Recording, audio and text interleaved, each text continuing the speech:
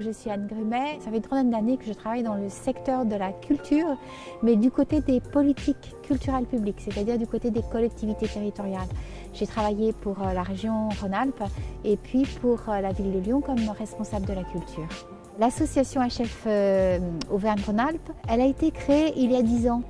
Et quand on s'est créé, c'était quelques artistes ou responsables culturels comme moi qui se sont réunis à la lecture d'un rapport qui avait été fait par le ministère de la Culture, qui avait été commandé à Rennes-Prat et qui est donc devenu le rapport Rennes-Prat. Et ce rapport visait donc à faire le point en 2006 sur la question des inégalités hommes-femmes dans le domaine de la culture.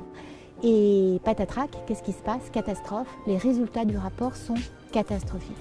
C'est un électrochoc en fait qui s'est produit parce qu'on ne s'y attendait pas. On ne s'attendait pas à trouver des chiffres aussi calamiteux. Dans le rapport, il est dit par Rennes-Prat que l'armée ou la police ont mis en œuvre des politiques d'égalité depuis quelque temps déjà en 2006 et la culture, rien. Donc ce qui s'est passé, quelques-unes ont créé l'association HF.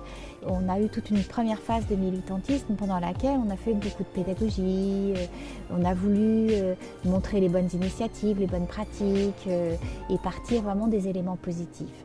Donc un militantisme très positif, très joyeux, très incitatif.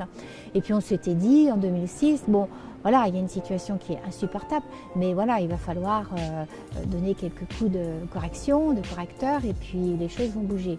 Et quand on s'est créé en 2008 exactement, on s'était dit, ne mettons pas en place une structure importante, puisque de toute façon, dans 2 ou 3 ans, le problème sera réglé.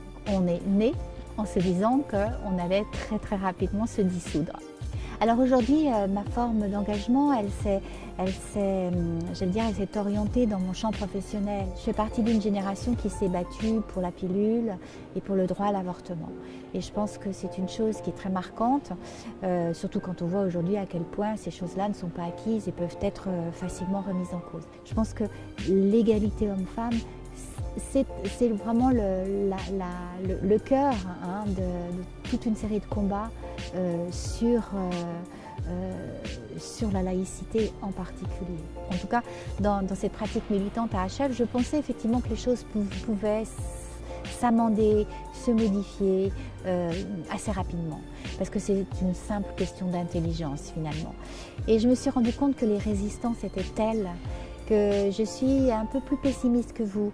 Je pense que c'est un combat qui va être long encore et c'est un combat qu'il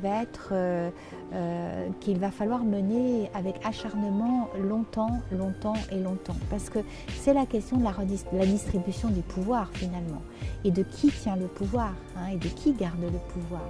Et bon, ceux qui le gardent n'ont pas du tout envie de le lâcher, ce pouvoir. Donc je pense que le combat va être long.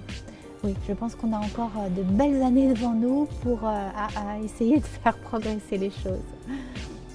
Gardons espoir. Oui.